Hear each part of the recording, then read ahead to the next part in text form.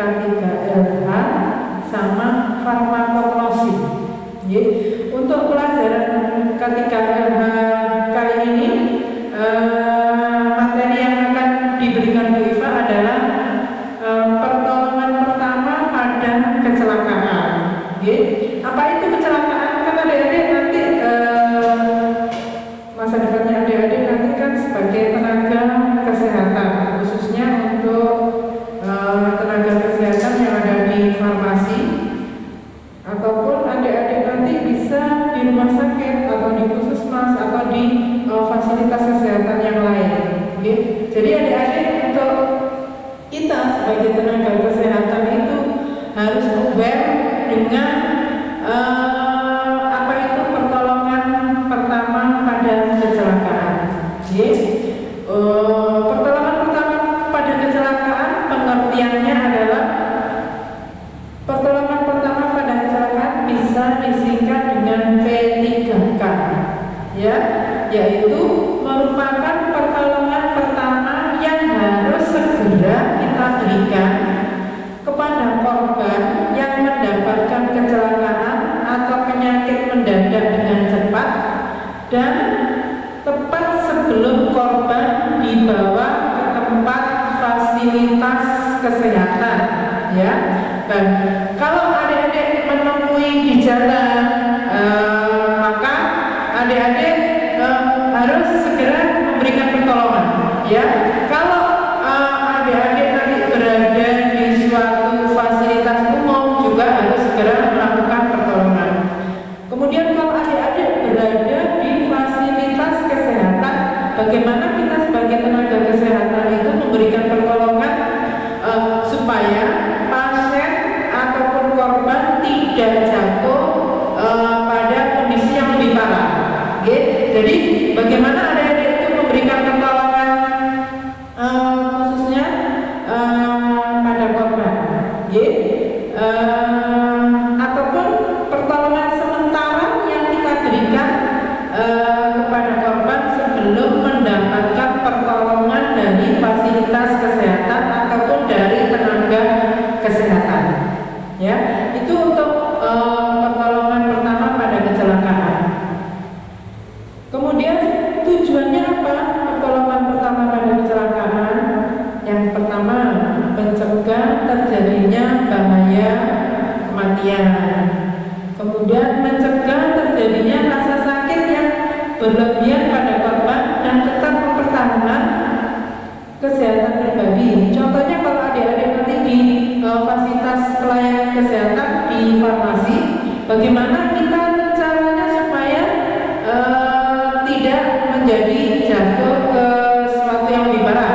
Adik-adik ada praktikum, kemudian adik-adik terkena cairan dari farmasi yang bisa menimbulkan luka ataupun iritasi di kulit. Bagaimana caranya kita memberikan pertolongan? Harus cepat-cepat kita berikan. Jadi ada temannya yang kena cairan kimia, maka kita segera sebagai temannya atau sebagai tenaga kesehatan harus segera memberikan pertolongan. Kemudian mencegah terjadinya infeksi lebih lanjut. Jelas kalau kita terkena sesuatu cairan kimia yang kita biarkan tidak kita apa-apakan, maka bisa iritasi kulit, lama-lama bisa menimbulkan infeksi. Kemudian untuk selanjutnya, mencegah terjadinya cacat tubuh akibat kecelakaan tersebut yang tidak terawat dengan baik. Kemudian memberikan rasa tenang kepada korban, mencegah terjadinya kematian apabila tidak kita lakukan dengan baik. Kemudian tujuannya bertindak cepat dan berhati-hati sesuai dengan prinsip pertolongan pertama pada kecelakaan. Ada 3 hal yang harus adik-adik perhatikan dalam memberikan pertolongan pertama pada kecelakaan. Yang pertama adalah penolong itu sendiri, kita penolong. Kemudian yang kedua adalah korbannya, yang ketiga lingkungan. Yang kalau lebih permudah adik-adik bisa kita sebut PKL, penolong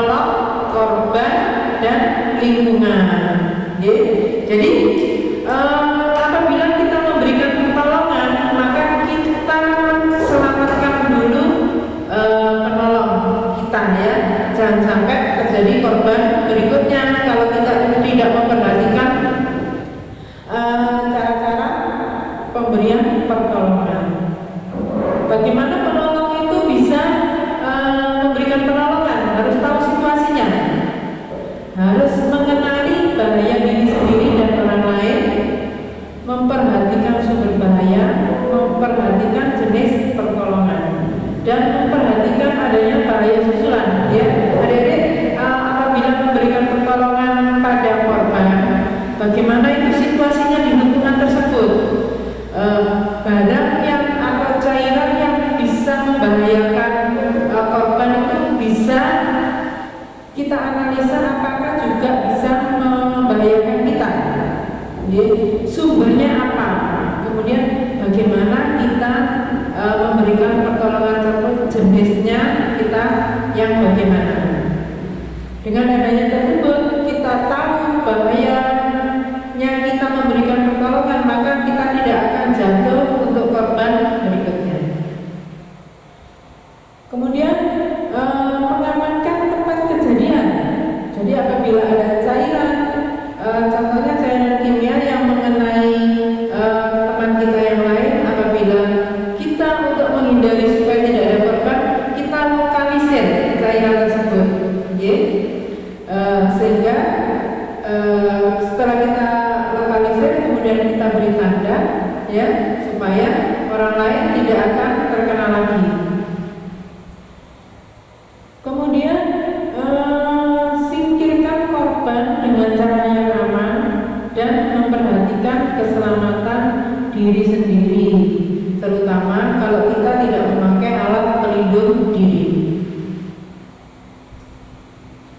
Kemudian untuk korbannya, perhatikan keadaan penderita atau korban dalam keadaan pingsan atau sadar, ataupun penderita itu atau korbannya tidak sadar. Bagaimana caranya kita menolongnya, ya? Kalau lokasinya tempat sekitar terjadinya kecelakaan harus kita perhatikan, ya. Bagaimana kecelakaan tersebut bisa terjadi, keadaan cuaca atau medan saat terjadi kecelakaan.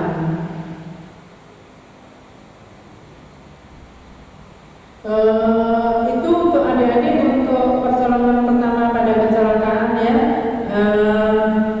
Nanti materinya ada diberikan, ya.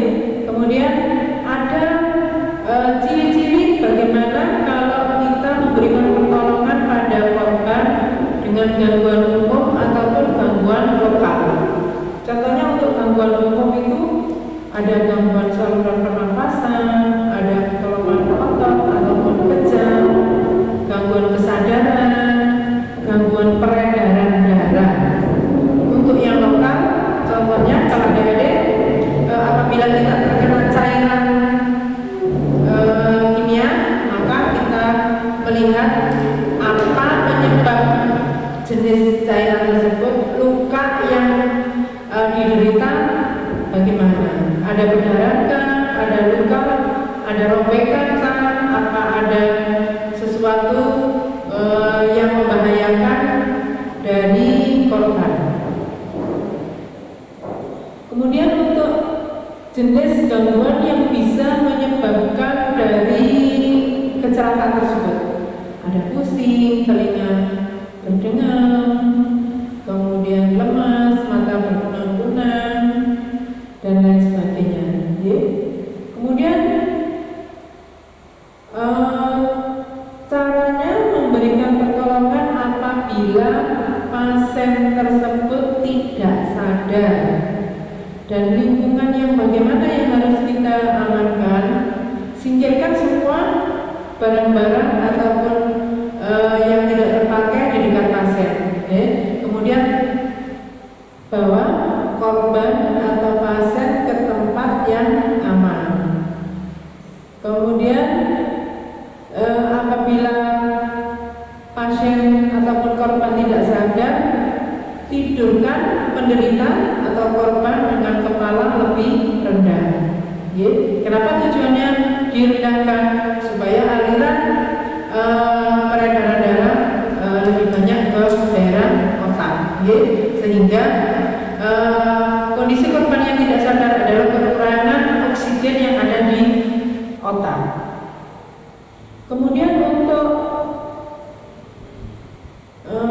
selanjutnya, apabila kondisinya memburuk, maka kita harus mencarikan pertolongan kepada ataupun ke fasilitas kesehatan. Ya. Jangan memaksakan diri kalau kita tidak paham betul atau tidak